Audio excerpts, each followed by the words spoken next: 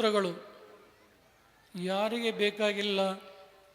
ಬದುಕಿ ಬಾಳುವಂಥ ಎಲ್ಲ ವರ್ಗದ ಜನರಿಗೆ ಈ ಧರ್ಮದ ದಶವಿಧ ಸೂತ್ರಗಳು ದಾರಿ ದೀಪ.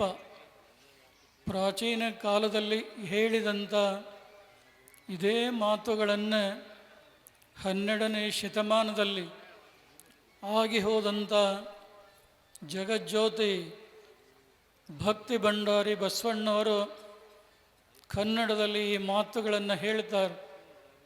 ಕಳಬೇಡ, ಕೊಲಬೇಡ, ಹುಸಿಯ ನುಡಿಯಲು ಬೇಡ, ಮುನಿಯಬೇಡ, ಅನ್ಯರಿಗೆ ಅಸಹ್ಯ ಪಡಬೇಡ, ತನ್ನ ಬನ್ನಿಸಲು ಬೇಡ, ಇದಿರು ಹಳಿಯಲು ಬೇಡ. ಇದೇ ಅಂತರಂಗ ಶುದ್ಧಿ, ಇದೇ ಬಹಿರಂಗ ಸುದ್ದಿ, ಇದೇ ನಮ್ಮ ಕೂಡಲ ಸಂಗಮ ದೇವನೊಲಿಸುವ ಪರಿ ಅನ್ನುವಂಥ ಮಾತುಗಳನ್ನು ಅವರು ಹೇಳಿದ್ದಾರೆ.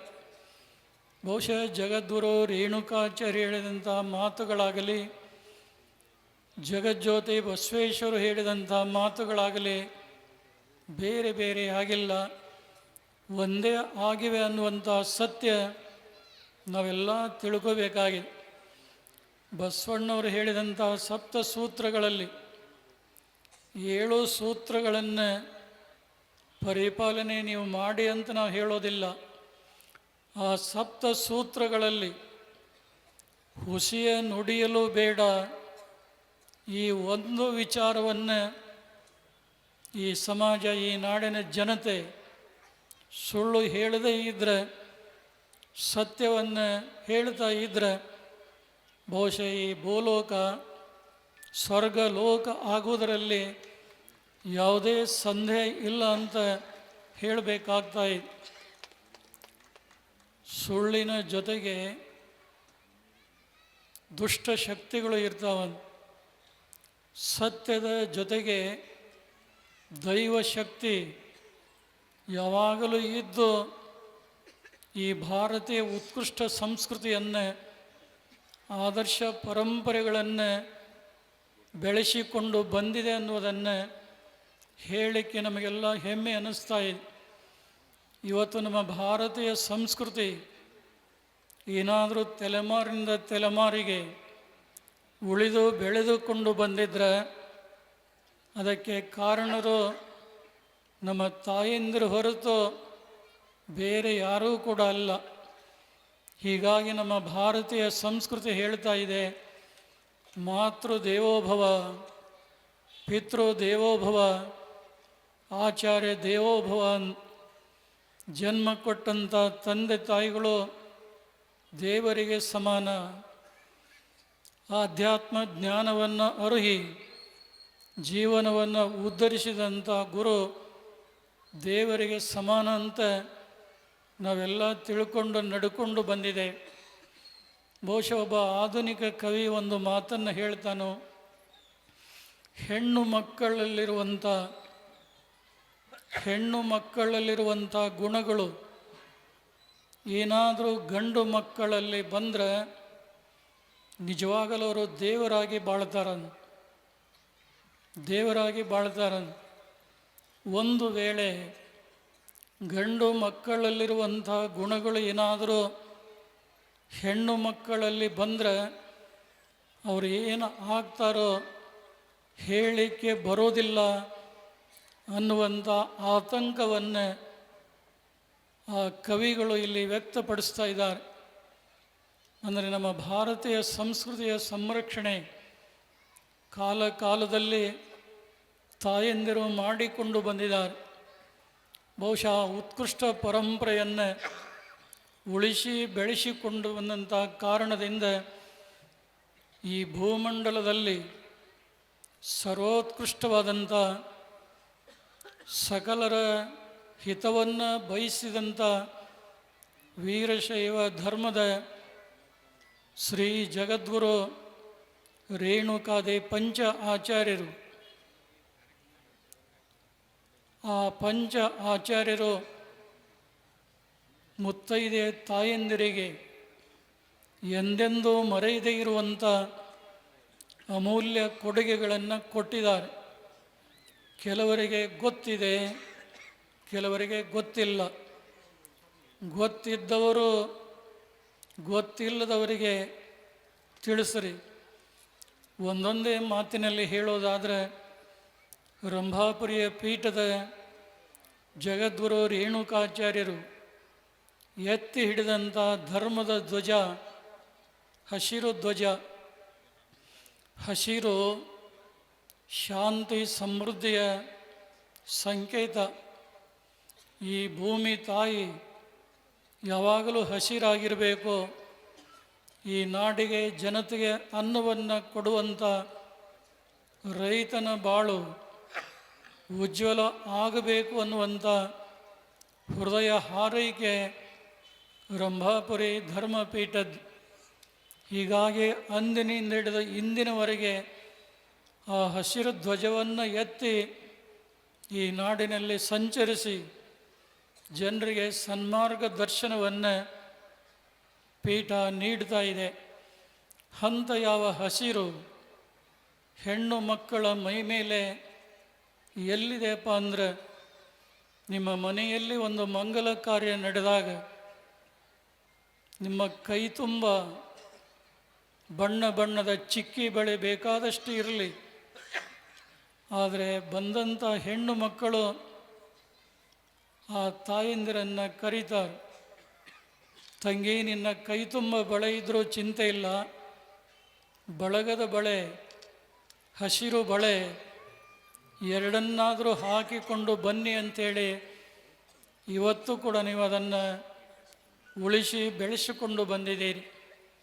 ನಿಮ್ಮ ಕೈಯಲ್ಲಿ ಹಸಿರು ಬಳೆ ಅದಾವಂದ್ರೆ ಅದು ಜಗದ್ಗುರು ರೇಣುಕರು ಕರುಣಿಸಿದಂಥ ಕೊಡುಗೆ ಅನ್ನುವುದನ್ನು ಯಾರೂ ಕೂಡ ಮರೆಯಬೇಡಿ. ಆ ಹೆಣ್ಣು ಮಗಳು ಮದುವೆಯಾಗಿ ಮೊದಲ ಸಲ ಗರ್ಭಿಣಿಯಾದಾಗ ತವರಿನವರು ಕೊಡುವಂಥ ಉಡುಗೊರೆ ಹಸಿರು ಸೀರೆ, ಹಸಿರು ಕುಪ್ಪುಸ. ಇವತ್ತು ಕೂಡ ಆ ಕಾರ್ಯವನ್ನು ನಮ್ಮೆಲ್ಲ ತಾಯಂದಿರು ಮಾಡ್ತಾ ಇದ್ದಾರೆ. ಇದೇ ರೀತಿಯಾಗಿ ಉಜ್ಜಯಿನಿ ಪೀಠ ಕೆಂಪು ಬಣ್ಣ, ಕೆಂಪು ತ್ಯಾಗದ ಸಂಕೇತ ಇದೆ. ಈ ಕೆಂಪು ಬಣ್ಣ ಎಲ್ಲಿದೆಯಪ್ಪ ಅಂದರೆ, ಹೆಣ್ಣು ಮಕ್ಕಳು ಹಣೆಗೆ ಹಚ್ಚುವಂಥ ಸೌಭಾಗ್ಯದ ದ್ಯೋತಕವಾಗಿರುವಂಥ ಕುಂಕುಮ ಅನ್ನುವಂಥದ್ದು ನಿಮ್ಮೆಲ್ಲರಿಗೂ ಕೂಡ ಗೊತ್ತಿದೆ. ಡಾಕ್ಟರ್ ರಾಜಕುಮಾರ್ ಅವರ ಹೆಂಡತಿ ಪಾರ್ವತಮ್ಮ ಬದುಕಿರುವ ತನಕ 10 ಪೈಸಾಗಲದಷ್ಟು ಕುಂಕುಮ ಹಚ್ತಾ ಇದೆ. ಬಹುಶಃ ಈ ಭಾಗದಲ್ಲಿಯೂ ಕೂಡ ನಮ್ಮ ಹಿಂದಿನ ಹೆಣ್ಣು ಮಕ್ಕಳು ಅಷ್ಟೇ 10 ಪೈಸಾಗಲದ ಕುಂಕುಮ ಇವತ್ತು ಕೂಡ ಹಚ್ಚೋರನ್ನು ನಾವು ಕಾಣ್ತೇವೆ. ಆದರೆ ಇವತ್ತಿನ ನವನಾಗರಿಕತೆಯ ಸಮಾಜದಲ್ಲಿ ಭಾಳಷ್ಟು ಜನ ಸಹೋದರಿಯರು ಶುದ್ಧವಾದಂಥ ಕುಂಕುಮ ಹಚ್ಚದೆ ಪ್ಲಾಸ್ಟಿಕ್ ಟಿಕಳಿಗಳನ್ನು ಭಾಳ ಜನ ಹಚ್ತಾರೆ. ಒಂದು ಸಲ ನಮ್ಮ ಮುರುಗೇಶ್ ನಿರಾಣಿಯವರು ನಮ್ಮನ್ನು ಕೇಳಿದರು, ಬುದ್ಧಿ ನಾವೆಲ್ಲ ಲಗ್ನ ಪತ್ರಿಕೆಯಲ್ಲಿ ಚಿರಂಜೀವಿ ಕುಂಕುಮ ಸೌಭಾಗ್ಯವತಿ ಅಂತ ಬರಿತೇವೆ, ನಮ್ಮೆಲ್ಲ ಸಹೋದರಿಯರು ಟಿಕಳಿಗಳನ್ನು ಹಚ್ಕೊಳ್ಳೋದನ್ನು ನೋಡಿ ನನಗೆ ಹಿಂಗೆ ಅನ್ನಿಸ್ತಾ ಇದೆ, ಚಿರಂಜೀವಿ ಟಿಕಳಿ ಸೌಭಾಗ್ಯವತಿ ಅಂತ ಬರೆದ್ರೆ ಒಪ್ಕೋಬೋದೇನೆ ಬುದ್ಧಿ ಅಂತ ಕೇಳಿದರು. ನಾವು ನಿರಾಣಿಯವ್ರಿಗೆ ಹೇಳಿದ್ವಿ, ನಾವು ಹೇಳೋಕ್ಕೆ ನಮಗೆ ಧೈರ್ಯ ಇಲ್ಲ, ನೀವು ಹೇಳ್ರಿ ಅಂದ್ವಿ. ಬುದ್ಧಿ ಹಂಗೆ ಹೇಳೋಕ್ಕೆ ಹೇಗಾಗ್ತಾಯಿದೆ, ಸಾಧ್ಯವೇ ಇಲ್ಲ ಅಂತ ಅವ್ರು ಅಂದರು. ಇಲ್ಲಿ ಹೇಳುವಂಥ ತಾತ್ಪರ್ಯ ಏನು ಅಂದರೆ, ಪ್ಲಾಸ್ಟಿಕ್ ಕುಂಕುಮಗಳನ್ನು ಹಚ್ಚೋದರ ಬದಲಾಗಿ ಶುದ್ಧವಾದಂಥ ಕುಂಕುಮ ಸ್ವಲ್ಪ ನೀವು ಹಚ್ಚಿದರೂ ಅದರ ಶಕ್ತಿ ತಾಕತ್ತು ಭಾಳಷ್ಟು ದೊಡ್ಡದು ಅನ್ನೋದನ್ನು ಯಾರೂ ಕೂಡ ಮರೆಯಬಾರದು. ಇವತ್ತಿನ ಫ್ಯಾಷನ್ ಯುಗದಲ್ಲಿ ಕೆಲವು ಜನ ಸಹೋದರಿಯರು ಮೈ ಮೇಲೆ ಯಾವ ಥರದ ಬಣ್ಣದ ಬಟ್ಟೆಯನ್ನು ಹಾಕಿರ್ತಾರಲ್ಲ ಅಂಥ ಬಣ್ಣದ ಟಿಕಳಿಗಳನ್ನು ಭಾಳ ಜನ ಹಚ್ತಾರೆ. ಈ ಧರ್ಮ ವೇದಿಕೆಯಿಂದ ನಾವು ಹೇಳ್ತೇವೆ, ಮೈ ಮೇಲೆ ಯಾವ ಥರದ ಬಣ್ಣದ ಬಟ್ಟೆಯನ್ನಾದರೂ ಹಾಕ್ಕೊಳ್ಳಿ, ಯಾರ್ದೇನೂ ವಿರೋಧಿಲ್ಲ. ಆದರೆ ಹಣೆಗೆ ಹಚ್ಚುವಂಥ ಕುಂಕುಮ ಕೆಂಪು ಬಣ್ಣದ್ದೇ ಇರಬೇಕೆ ಹೊರತು ಬೇರೆ ಬಣ್ಣದ್ದು ಯಾರೂ ಹಚ್ಚಬಾರದು. ಕಾರಣ ಏನು ಅಂದರೆ, ಯಾವನಾದರೂ ದುಷ್ಟನಾದಂಥ ಮನುಷ್ಯ, ಕಾಮುಕನಾದಂಥ ಮನುಷ್ಯ ಆ ಹೆಣ್ಣು ಮಗಳ ಮುಖವನ್ನು ನೋಡಿದಾಗ ಆ ಕುಂಕುಮ ಎಚ್ಚರಿಕೆಯನ್ನು ಕೊಡ್ತಾ ಇದೆ. ನೀನು ಅವಳ ಮುಖವನ್ನು ನೋಡದೆ ಪಾದವನ್ನು ನೋಡು ಅನ್ನುವಂಥ ಸಂಕೇತ ಯಾವುದಾದ್ರೂ ಹೇಳ್ತಾ ಇದ್ದರೆ ಅದು ಕುಂಕುಮವಿನ ಬೇರೆ ಯಾವುದೂ ಅಲ್ಲ. ಅಂಥ ಕುಂಕುಮವನ್ನು ಉಜ್ಜಯಿನಿ ಪೀಠ ನಮ್ಮೆಲ್ಲ ತಾಯಂದಿರಿಗೆ ಕರುಣಿಸಿದೆ. ಮೂರನೇದಾಗಿ ಕೇದಾರ ಪೀಠ ಕಪ್ಪು ಮಿಶ್ರಿತ ನೀಲಿ ಬಣ್ಣ. ಆಕಾಶ ನೋಡ್ತೀರಿ ಎಷ್ಟು ವಿಶಾಲ ಇದೆ, ಸಾಗರ ನೋಡ್ತೀರಿ ಎಷ್ಟು ಗಾಂಭೀರ್ಯ ಇದೆ. ಅಂಥ ಕಪ್ಪು ಮಿಶ್ರಿತ ನೀಲಿ ಬಣ್ಣ ಹೆಣ್ಣು ಮಕ್ಕಳ ಕೊರಳಲ್ಲಿ ಕರಿಮಣಿಸರವಾಗಿ ಶೋಭಿಸ್ತಾ ಇದೆ. ಬಹುಶಃ ಕಿತ್ತೂರು ಕರ್ನಾಟಕ ಭಾಗದಲ್ಲಿ, ಕಲ್ಯಾಣ ಕರ್ನಾಟಕ ಭಾಗದಲ್ಲಿ, ಮಧ್ಯವರ್ತಿ ಕಲ್ಯಾಣ ಕರ್ನಾಟಕದಲ್ಲಿ ಹೆಣ್ಣು ಮಕ್ಕಳು ಕೊರಳು ತುಂಬ ಕರಿಮಣಿ ಸರಗಳನ್ನು ಧರಿಸಿರುವುದನ್ನು ಕಾಣ್ತೇವೆ. ಮೈಸೂರು ಪ್ರಾಂತದಲ್ಲಿ ಕರಿಮಣಿ ಸರಗಳು ಮಾಯವಾಗಿ ಹೋಗ್ತಾ ಇದ್ದಾವೆ.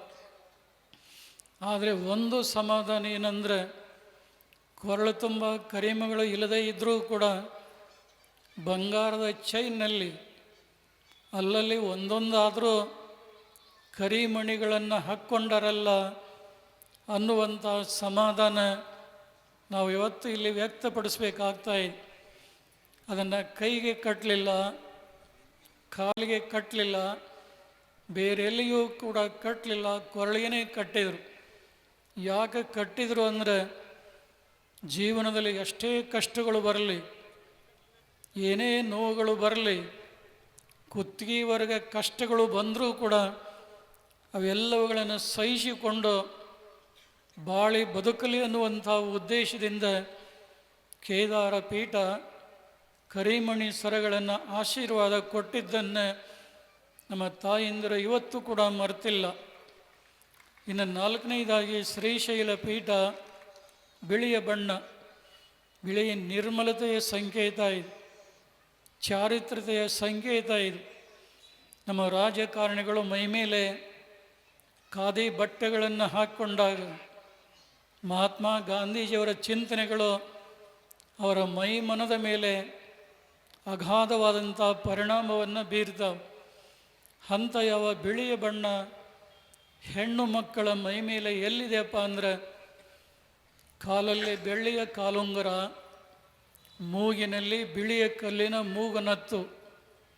ನೀವು ಹೆಣ್ಣು ಮಕ್ಕಳನ್ನು ಪರೀಕ್ಷೆ ಮಾಡಿ ನೋಡಿ, 199ಕ್ಕಿಂತ ಹೆಚ್ಚು ಜನ ಹೆಣ್ಣು ಮಕ್ಕಳು ಬಿಳಿಯ ಕಲ್ಲಿನ ಮೂಗನತ್ತನ್ನೇ ಧರಿಸಿರ್ತಾರೆ ಹೊರತು ಬೇರೆ ಬಣ್ಣದ್ದು ಯಾರೂ ಕೂಡ ಹಾಕಿರೋದಿಲ್ಲ. ಯಾರೋ ಒಬ್ಬಿಬ್ಬರು ಹಾಕ್ಕೊಂಡಾರೋ ಅಂದರೆ ಅವರಿಗೆ ತಿಳುವಳಿಕೆ ಇಲ್ಲ ಅಂತ ಹೇಳಬೇಕೇ ಹೊರತು ಮತ್ತೊಂದಿಲ್ಲ. ಬಹುಶಃ ಕಾಲಲ್ಲಿ ಕೊಟ್ಟಂಥ ಕಾಲುಂಗುರ ಗಂಡನ ಮನೆಯಲ್ಲಿ ಕಾಲೂರಿ ಬಾಳ್ವೆಯನ್ನು ಮಾಡಲಿ, ತನ್ನ ನಿರ್ಮಲವಾದಂಥ ಚಾರಿತ್ರದಿಂದ ಹುಟ್ಟಿದಂಥ ಮನೆಗೆ, ಗಂಡನ ಮನೆಗೆ ಕೀರ್ತಿಯನ್ನು ತರಲಿ ಅಂಥೇಳಿ ಬಿಳಿಯ ಕಲ್ಲಿನ ಮೂಗುನತ್ತನ್ನು ಆಶೀರ್ವಾದ ಮಾಡಿದ್ದಾರೆ. ಇದು ಶ್ರೀಶೈಲ ಪೀಠದ ಕೊಡುಗೆ. ತಾವೆಲ್ಲ ಅದನ್ನು ಧರಿಸಿ ಇವತ್ತು ಕೂಡ ನಡೀತಾ ಇದ್ದೀರಿ. ಕೊನೆಯದಾಗಿ ಕಾಶಿಪೀಠ ಹಳದಿ ಬಣ್ಣ. ಒಂದು ಹಣ್ಣಾಗಿದೆ ಅಂತ ನಾವು ತಿಳ್ಕೋಬೇಕಾದ್ರೆ ಹಸಿರಾಗಿರುವಂಥ ಕಾಯಿ ಹಳದಿಯ ಆತು ಅಂದರೆ ಹಣ್ಣಾಗಿದೆ ಅಂತ ತಿಳಿದು ನಾವು ಸೇವನೆ ಮಾಡ್ತೇವೆ. ಅಂಥ ಹಳದಿ ಎಲ್ಲಿದೆಯಪ್ಪ ಅಂದರೆ, ನಿಮ್ಮ ಮನೆಯಲ್ಲಿ ಒಂದು ಮಂಗಲ ಕಾರ್ಯ ನಡೀತಿ ಅಂದರೆ, ಒಂದು ಶುಭ ಕಾರ್ಯ ನಡೀತಿ ಅಂದರೆ ಮುತ್ತೈದೆಯರು ಮುಂದೆ ಬಂದು ಮೈ ಕೈ ತುಂಬೆಲ್ಲ ಅರಿಶಿಣವನ್ನು ಲೇಪನ ಮಾಡ್ತಾರೆ. ಚರ್ಮಕ್ಕೆ ಅರಿಶಿಣವನ್ನು ಹಚ್ಚೋದರಿಂದ ಸೌಂದರ್ಯ ಸಂವರ್ಧನೆಗೊಳ್ತಾ ಇದೆ. ಅದರಲ್ಲಿ ಔಷಧಿಯ ಶಕ್ತಿ ಇದೆ. ವೀರಶೈವ ಧರ್ಮದಲ್ಲಿ ಈ ಅರಿಶಿಣವನ್ನು ಪೂಜಾ ವಿಧಾನದಲ್ಲಿ ಹೆಣ್ಣು ಮಕ್ಕಳು ಮಾಡುವಂಥ ಮಂಗಳಗೌರಿ ಪೂಜಾ ಸಂದರ್ಭದಲ್ಲಿ, ಗೌರಿ ಪೂಜೆ ಮಾಡುವಂಥ ಸಂದರ್ಭದಲ್ಲಿ ಹೆಣ್ಣು ಮಕ್ಕಳು ಕೆನ್ನೆ ತುಂಬ ಅರಿಶಿಣ ಧರಿಸಿ ಕುಂಕುಮ ಧಾರಣೆ ಮಾಡುವಂಥ ಪರಿಪಾಠ ನಮ್ಮ ನಾಡಿನಲ್ಲಿ ಇರುವುದನ್ನು ಕಾಣ್ತೀರಿ. ಬಹುಶಃ ಇವತ್ತು ಎಷ್ಟೋ ಜನ ಅರಿಶಿಣದ ಸದ್ಬಳಕೆಯನ್ನು ಮಾಡಿಕೊಳ್ಳದೆ ಇವತ್ತು ಕೃತಕವಾದಂಥ ಸೌಂದರ್ಯವರ್ಧಕ ವಸ್ತುಗಳನ್ನು, ರಾಸಾಯನಿಕ ಮಿಶ್ರಿತವಾದಂಥ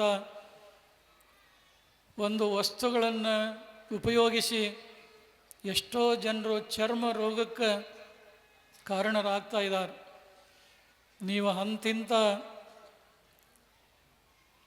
ಹಚ್ಚದೆ ಶುದ್ಧವಾದಂಥ ಅರಿಶಿಣವನ್ನು ಸ್ವಲ್ಪ ಹಚ್ಚಿಕೊಂಡ್ರೆ ಮನುಷ್ಯನ ಸೌಂದರ್ಯ ಮತ್ತು ಆರೋಗ್ಯ ಸಂವರ್ಧನೆ ಆಗುವುದರಲ್ಲಿ ಯಾವುದೇ ಸಂದೇಹ ಇಲ್ಲ.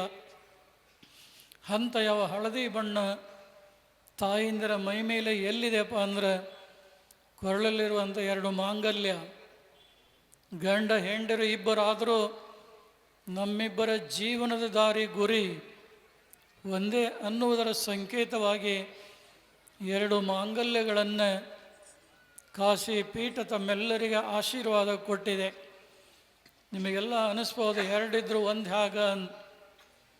ಇದಕ್ಕೆ ಒಂದು ಮಾತು ಹೇಳಬೇಕಾದ್ರೆ, ಕಾಲುಗಳು 2 ಇದ್ದರೂ ನಡೆಯುವಂಥ ದಾರಿ ಒಂದೇ, ಕೈಗಳು 2 ಇದ್ದರೂ ಮಾಡುವಂಥ ಕೆಲಸ ಒಂದೇ, ಕಿವಿಗಳು 2 ಇದ್ದರೂ ಕೇಳುವಂಥ ಶಬ್ದ ಒಂದೇ, ಕಣ್ಣುಗಳು 2 ಇದ್ದರೂ ನೋಡುವಂಥ ನೋಟ ಒಂದೇ, ನಾಲಿಗೆ 2 ಇದ್ದರೂ ಆಡುವಂಥ ಮಾತು ಒಂದೇ. ನೀವು ಮಾತು ತಪ್ಪಿ ನಡೆದ್ರೆ ಹೇಳ್ತೀರಿ, ನೋಡಿ ನಿನಗೇನಾದರೂ ಜೋಡು ನಾಲಿಗೆದವನೋ ಅದು ಸತ್ಯವಾದಂಥ ಮಾತು. ದೊಡ್ಡ ನಾಲಿಗೆ ಎಲ್ಲರಿಗೆ ಕಾಣ್ತಾ ಇದೆ, ಒಳಗಿರುವಂಥ ಕಿರುನಾಲಿಗೆ ಕಾಣುವುದಿಲ್ಲ. ಕಿರುನಾಲಿಗೆ ಇಲ್ಲದೆ ಇದರ ಮಾತನಾಡಲಿಕ್ಕೆ ಬರೋದಿಲ್ಲ.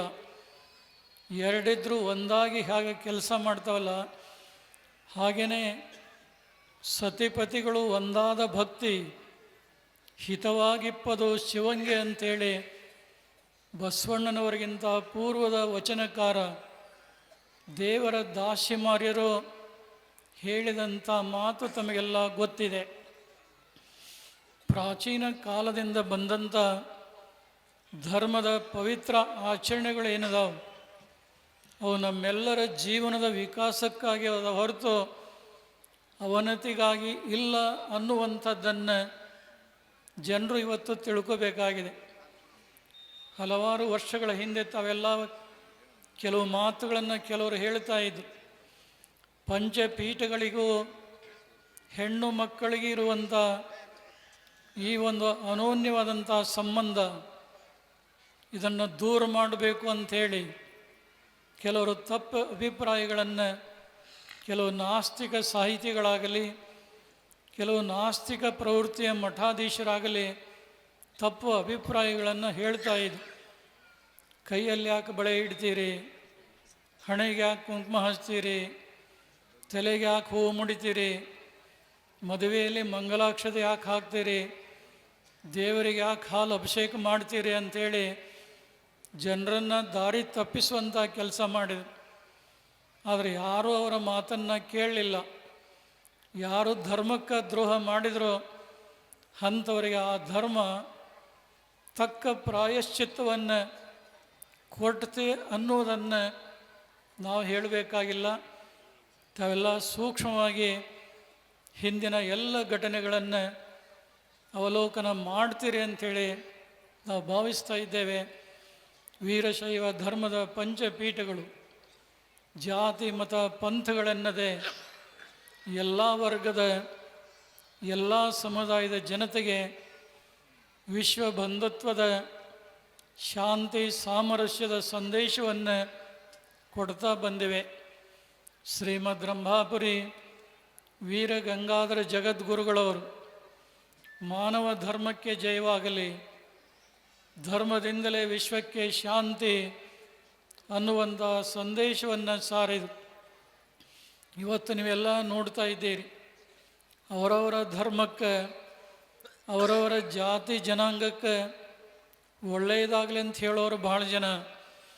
ಆದರೆ ಮಾನವ ಧರ್ಮಕ್ಕೆ ಜಯವಾಗಲಿ, ಧರ್ಮದಿಂದಲೇ ವಿಶ್ವಕ್ಕೆ ಶಾಂತಿ ಅಂತ ಸಾರಿದಂಥ ಒಂದು ಧರ್ಮಪೀಠ ಈ ರಾಷ್ಟ್ರದಲ್ಲಿ, ಈ ನಾಡಿನಲ್ಲಿ ಯಾವುದಾದ್ರೂ ಪೀಠ ಇತ್ತು ಅಂದರೆ ಅದು ಬಾಳೆಹೊನ್ನೂರಿನ ರಂಭಾಪುರಿಯ ಪೀಠ ಅನ್ನುವಂಥದ್ದು ತಮ್ಮೆಲ್ಲರಿಗೂ ಕೂಡ ಗೊತ್ತಿದೆ.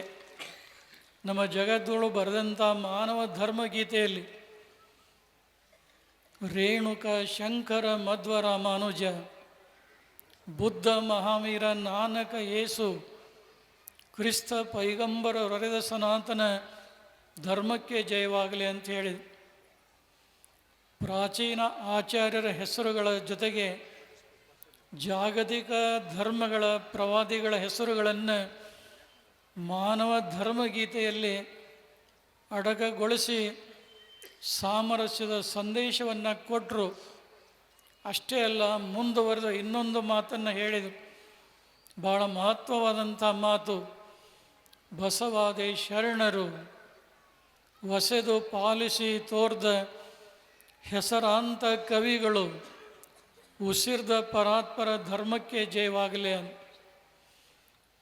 ಪರಶಿವನಿಗೆ ಪಂಚಮುಖಗಳು, ಆ ಪಂಚಮುಖಗಳಿಂದ ಅವತರಿಸಿದಂಥವರು ಜಗದ್ಗುರು ರೇಣುಕಾದಿ ಪಂಚ ಆಚಾರ್ಯರು. ಶ್ರೀ ಜಗದ್ಗುರು ರೇಣುಕಾದಿ ಪಂಚ ಆಚಾರ್ಯರಿಂದ ಸ್ಥಾಪಿತವಾದಂಥ ಧರ್ಮಪೀಠಗಳೇ ಪಂಚಪೀಠಗಳು. ಪಂಚಪೀಠಗಳ ದರ್ಶನ ಮಾಡಿದರೆ ಸಾಕ್ಷಾತ್ ಪರಮಾತ್ಮನ ದರ್ಶನ ಮಾಡಿದಂತೆ ಅನ್ನುವಂಥ ಭಾವನೆ, ಭಕ್ತಿ ಈ ನಾಡಿನ ಎಲ್ಲ ವರ್ಗದ ಜನರಲ್ಲಿ ಇರುವುದನ್ನು ಇವತ್ತು ಕೂಡ ಕಣ್ಣಾರೆ ನಾವು ಕಂಡು ಸಂತೋಷ ಪಡ್ತಾ ಇದ್ದೆ. ಅದರ ವರ್ಣನೆಯನ್ನು ಮಾಡಲಿಕ್ಕೆ ಆಗೋದಿಲ್ಲ. ಅಂಥ ಶ್ರೇಷ್ಠವಾದಂಥ ಧರ್ಮವನ್ನು ಈ ಭೂಮಂಡಲದಲ್ಲಿ ಸ್ಥಾಪನೆ ಮಾಡಿದಂಥ ಕೀರ್ತಿ ಜಗದ್ಗುರು ಪಂಚಾಚಾರ್ಯರಿಗೆ ಸಲ್ತಾ ಇದೆ. ವೀರಶೈವ ಧರ್ಮದ ಆದರ್ಶ ಮೌಲ್ಯಗಳನ್ನು ಕಂಡು 12ನೇ ಶತಮಾನದಲ್ಲಿ ಜಗಜ್ಯೋತಿ ಬಸವೇಶ್ವರು ಒಬ್ಬರಲ್ಲ, ಅನೇಕ ಶರಣರು ಈ ಧರ್ಮವನ್ನು ಸ್ವೀಕಾರ ಮಾಡಿ ಈ ಧರ್ಮದಂತೆ ನಡೆದು ತಾವಷ್ಟೇ ಉದ್ಧಾರ ಆಗಲಿಲ್ಲ, ಇನ್ನುಳಿದಂಥ ಎಲ್ಲ ಜನತೆಯನ್ನು ಸನ್ಮಾರ್ಗಕ್ಕೆ ಕರೆತಂದರು ಅನ್ನುವಂಥ ಸತ್ಯ ತಮ್ಮೆಲ್ಲರಿಗೂ ಕೂಡ ಗೊತ್ತಿದೆ.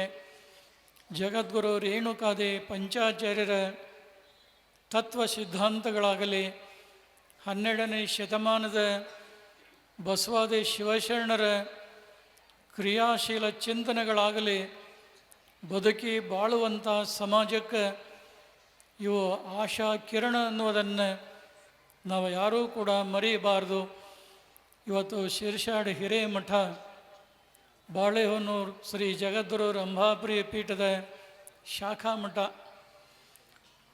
ಆ ಮಠದ ಇಂದಿನ ಪಟ್ಟಾಧ್ಯಕ್ಷರಾದಂಥ ಶ್ರೀ ಅಭಿನವ ಮುರುಗೇಂದ್ರ ಶಿವಾಚಾರ್ಯ ಸ್ವಾಮಿಗಳು ವಯಸ್ಸಿನಲ್ಲಿ ಕಿರಿಯರಾದರೂ ಪ್ರತಿಭಾ ಸಂಪನ್ನರಾಗಿ ಸಮಾಜದ ಎಲ್ಲ ವರ್ಗಗಳ ಜನರ ಒಂದು ಸಹಕಾರ ಸೌಹಾರ್ದತೆಯಿಂದ ಅದ್ಭುತವಾದಂಥ ಕಾರ್ಯಗಳನ್ನು ಇವತ್ತು ಮೂಲ ಶಿರ್ಷಾಡ ಮಠದಲ್ಲಿ ಮಾಡೋದಷ್ಟೇ ಅಲ್ಲ, ಆ ಶಿರ್ಷಾಡ ಮಠದ ಶಾಖಾ ಮಠಗಳು ಎಲ್ಲೆಲ್ಲಿ ಅದಾವೋ ಅವುಗಳನ್ನು ಪುನರುತ್ಥಾನಗೊಳಿಸುವಂಥ ಕೆಲಸ ಮಾಡ್ತಾ ಇದ್ದಾರೆ.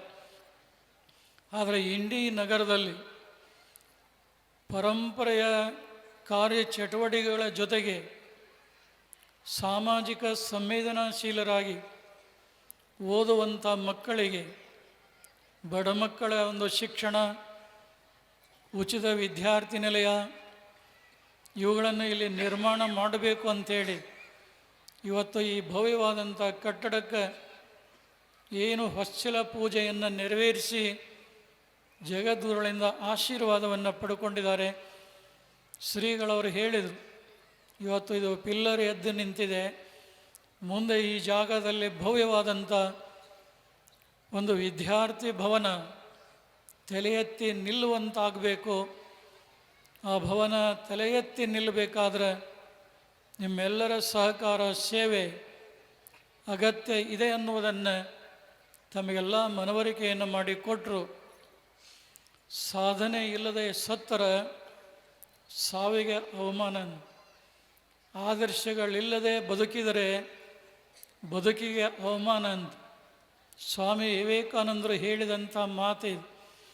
ಪ್ರತಿಯೊಬ್ಬ ಮನುಷ್ಯ ಜೀವನದಲ್ಲಿ ಕ್ರಿಯಾಶೀಲನಾಗಿ ಪ್ರಯತ್ನವನ್ನು ಮಾಡ್ತಾ ನಡೆದರೆ ಖಂಡಿತವಾಗಿ ಇಂದಿಲ್ಲ ನಾಳೆ ಆದರೂ ಯಶಸ್ಸಿನ ಗುರಿಯನ್ನು ಮುಟ್ಟಲಿಕ್ಕೆ ಖಂಡಿತವಾಗಿ ಸಾಧ್ಯತೆ ಅನ್ನೋದಕ್ಕೆ ಶಿರಿಷಾಡ್ ಹಿರೇಮಠದ ಶ್ರೀ ಅಭಿನವ ಮುರುಗೇಂದ್ರ ಶಿವಾಚಾರ್ಯ ಸ್ವಾಮಿಗಳವರ ಕ್ರಿಯಾಶೀಲ ಬದುಕು ಸಾಕ್ಷಿಯಾಗಿದೆ. ಅವರು ಆಡಿದಂಥ ಒಂದೊಂದು ಮಾತು ನಿಮ್ಮೆಲ್ಲರ ಮನೋಮಂದಿರದಲ್ಲಿ ಅವು ಯಾವಾಗಲೂ ಸ್ಥಿರಗೊಂಡು ನಿಮಗೆ ಸ್ಫೂರ್ತಿಯನ್ನು ಮತ್ತು ಒಂದು ಸೇವಾ ಮನೋಭಾವನೆಯನ್ನು ಉಂಟು ಮಾಡ್ತವನ್ನುವಂಥ ಆಶಾದಾಯಕ ಭಾವನೆಯನ್ನು ವ್ಯಕ್ತಪಡಿಸಿ ಬಹಳ ದೂರದಿಂದ ನಮ್ಮ ನೊಣಮೇನಕೆರೆ ಕಾಡಸಿದ್ದೇಶ್ವರ ಮಠದ ಡಾಕ್ಟರ್ ಕರಿಋಷಭ ಶಿವಯೋಗೀಶ್ವರ ಸ್ವಾಮಿಗಳವರು ಆಗಮಿಸಿದ್ದಾರೆ. ಬಹುಶಃ ಇದೇ ಇಂಡಿ ತಾಲೂಕಿನ ಸಾಲೋಟ್ಗಿ ಗ್ರಾಮದಲ್ಲಿ ಜಗದ್ಗುರು ರೇಣುಕಾಚಾರ್ಯರು ಮಹಾಮುನಿ ಅಗಸ್ತ್ಯರಿಗೆ ಬೋಧಿಸಿದಂಥ ಸಿದ್ಧಾಂತ ಶಿಖಾಮಣಿಯನ್ನು ರಚಿಸಿ ಆಧ್ಯಾತ್ಮ ಲೋಕಕ್ಕೆ ಸಮರ್ಪಣೆಯನ್ನು ಮಾಡಿದಂಥ ಮಹಾನ್ ಮೇಧಾವಿ ಶಿವಯೋಗಿ ಶಿವಾಚಾರ್ಯರು. ಸಾಲೋಟಿಗೆಯಲ್ಲೇ ಅವರು ಹುಟ್ಟಿ ಬೆಳೆದು ನಾಲಂದ ಹರ್ಷ ವಿಶ್ವವಿದ್ಯಾನಿಲಯದಂತೆ ಸಂಸ್ಕೃತ ಮಹಾವಿದ್ಯಾಲಯವನ್ನು ಕಟ್ಟಿ ವೀರಶೈವ ಧರ್ಮ ಸಂಸ್ಕೃತಿಯನ್ನು ಆಕಾಶದ ಎತ್ತರಕ್ಕೆ ಬೆಳೆಸಿದಂಥ ಕೀರ್ತಿ ಅವರಿಗೆ ಸಲ್ತಾ ಇದೆ. ಇವತ್ತು ಅದೇ ಸಾಲೋಟ್ಗಿ ಹಿರೇಮಠದ ಶಿವಯೋಗಿ ಶಿವಾಚಾರ್ಯ ವಂಶಾಬ್ದಿಯಲ್ಲಿ ಹುಟ್ಟಿ ಬಂದಂಥ ಇಂದಿನ ನೊಣಮೇನಕೆರೆ ಕರಿಋಷಭ ಶಿವಯೋಗೀಶ್ವರ ಸ್ವಾಮಿಗಳವರು ಜನನಿ ಜನ್ಮಭೂಮಿಶ್ಚ ಸ್ವರ್ಗಾದಪಿ ಗರಿಯಸಿಯನ್, ಜನ್ಮ ಕೊಟ್ಟಂಥ ತಾಯಿ ಜನ್ಮಭೂಮಿ ಸ್ವರ್ಗಕ್ಕಿಂತಲೂ ಒಂದು ಪಾಲು ದೊಡ್ಡವಳನ್ನು ಆ ಒಂದು ಅಭಿಮಾನವನ್ನಿಟ್ಕೊಂಡು ಇವತ್ತು ಇಂಡಿ ತಾಲೂಕಾ ಕೇಂದ್ರದಲ್ಲಿ ಶ್ರೀಗಳವರು ಹಮ್ಮಿಕೊಂಡಂಥ ಕಾರ್ಯಕ್ರಮದಲ್ಲಿ ಪಾಲ್ಗೊಂಡಿದ್ದು ತಮಗಷ್ಟೇ ಅಲ್ಲ ಜಗದೊಳಗೂ ಕೂಡ ಅತ್ಯಂತ ಸಂತೋಷವನ್ನು ಉಂಟು ಮಾಡಿದೆ.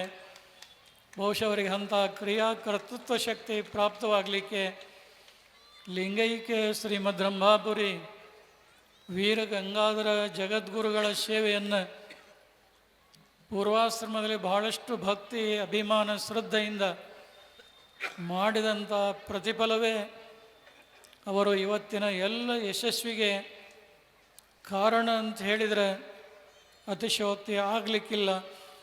ಅಂಥ ಶ್ರೀಗಳವರು ಇವತ್ತಿನ ಈ ಸಮಾರಂಭದಲ್ಲಿ ಪಾಲ್ಗೊಂಡಿದ್ದಾರೆ. ಮತ್ತು ಬಹಳಷ್ಟು ಒತ್ತಡ ಇದ್ದಾಗ್ಯೂ ಕೂಡ ಮಾಜಿ ಸಚಿವರು, ಸಹಕಾರಿ ಕ್ಷೇತ್ರದ ಧುರೀಣರು, ಮೇಲಾಗಿ ರೈತ ಪರವಾದಂಥ ಚಿಂತನೆಯನ್ನು ಹೊಂದಿದಂಥ ಮುರುಗೇಶ್ ನಿರಾಣಿಯವರು ಈ ಪವಿತ್ರ ಸಮಾರಂಭವನ್ನು ಉದ್ಘಾಟಿಸಿ ತಮ್ಮ ಹೃದಯ ಭಾವ ತುಂಬಿದ ಮಾತುಗಳನ್ನು ನಿಮ್ಮೆಲ್ಲರ ಜೊತೆಗೆ ಹಂಚಿಕೊಂಡಿದ್ದಾರೆ. ಬಹುಶಃ ನೀವೆಲ್ಲ ಇಂಡಿ ಜನ ಭಾಳ ಭಾಗ್ಯವಂತರು. ನಾವು ಅವರು ಸಚಿವರಿದ್ದಾಗ, ಶಾಸಕರಾಗಿದ್ದಾಗ, ಪಕ್ಷದ ಮುಖಂಡರಾಗಿ ಕೆಲಸ ಮಾಡುವಾಗ ನಾವು ಬೇಕಾದ ಸಲ ಕರೆದ್ವಿ ಅವ್ರನ್ನ. ಆದರೆ ನಾವು ಕರೆದಾಗ ಒಂದಿಲ್ಲ ಒಂದು ಕಾರಣದಿಂದ ಅವರು ಬರಲಿಕ್ಕೇ ಸಾಧ್ಯ ಆಗಿದ್ದಿಲ್ಲ. ಆದರೆ ಇವತ್ತು ಇಂಡಿ ನಗರಕ್ಕೆ ಅವರು ಬಂದಾರಂದ್ರೆ ನಿಮ್ಮೆಲ್ಲರ ಮೇಲೆ ಅವರ ಅಭಿಮಾನ ಎಷ್ಟಿದೆ ಅದನ್ನು ಯಾವುದೇ ಶಬ್ದದಿಂದ ಹೇಳಲಿಕ್ಕೆ ಆಗೋದಿಲ್ಲ. ಬಹುಶಃ ಈ ನಾಡಿಗೆ ಅನ್ನವನ್ನು ನೀಡುವಂಥ ರೈತನ ಬಾಳು ಉಜ್ವಲವಾಗಬೇಕು ಅನ್ನುವಂಥ ಅವರ ಹೃದಯ ಹಾರೈಕೆ ಭಾಳಷ್ಟು ದೊಡ್ಡದು.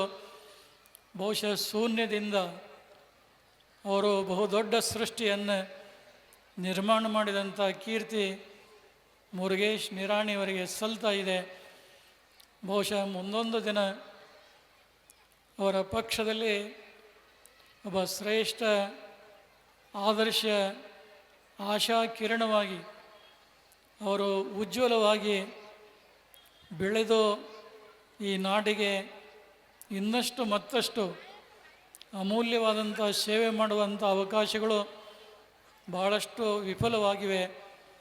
ಅಂಥ ಒಂದು ಹೆದ್ದಾರಿಯಲ್ಲಿ ಅವರು ನಡೀಲಿಕ್ಕೆ, ಅವರು ಅದರಲ್ಲಿ ಯಶಸ್ಸನ್ನು ಕಾಣಲಿಕ್ಕೆ ವೀರಶೈವ ಧರ್ಮದ ಪಂಚಪೀಠಗಳಾಗಲಿ, ಈ ನಾಡಿನ ಮಠಾಧೀಶರ ಒಂದು ಅಂತಃಕರಣದ ಶುಭ ಹಾರೈಕೆ ಆಗಲಿ ಅವರ ಮೇಲೆ ಯಾವಾಗಲೂ ಕೂಡ ಇದ್ದೇ ಇದೆ ಅನ್ನುವಂಥ ಒಂದು ಸಂತೋಷದ ಮಾತನ್ನು ಇಲ್ಲಿ ಹೇಳಿ, ಇದೇ ಒಂದು ಪವಿತ್ರ ಸಮಾರಂಭದಲ್ಲಿ ಶಂಕರಗೌಡರು ಪಾಟೀಲ್ರವರು, ಬಹುಶಃ ಅವರು ಕೂಡ ಬಹಳ ಒತ್ತಡದಲ್ಲಿ ಬದುಕುವಂಥವರು. ಹಿಂದೆ ಮುಖ್ಯಮಂತ್ರಿಗಳ ಆಪ್ತ ರಾಜಕೀಯ ಕಾರ್ಯದರ್ಶಿಗಳಾಗಿ ಈ ನಾಡಿನ ಜನತೆಗೆ ಎಷ್ಟು ಉಪಕಾರ ಮಾಡಲಿಕ್ಕೆ ಸಾಧ್ಯತೆ ಅಷ್ಟು ದೊಡ್ಡ ಉಪಕಾರದ ಕೆಲಸಗಳನ್ನು ಮಾಡಿದ್ದಾರೆ. ವೀರಶೈವ ಲಿಂಗಾಯತ ಸಮುದಾಯದಲ್ಲಿರುವಂಥ ಯಾವುದೇ ವರ್ಗದ ಯಾವುದೇ ಒಳಪಂಗಡದ ನಾಯಕರಿರಲಿ, ಅವರೆಲ್ಲರೂ ರಾಜಕೀಯ ಕ್ಷೇತ್ರದಲ್ಲಿ ಹೆಚ್ಚು ಹೆಚ್ಚು ಬೆಳೆದು ಬರಬೇಕು.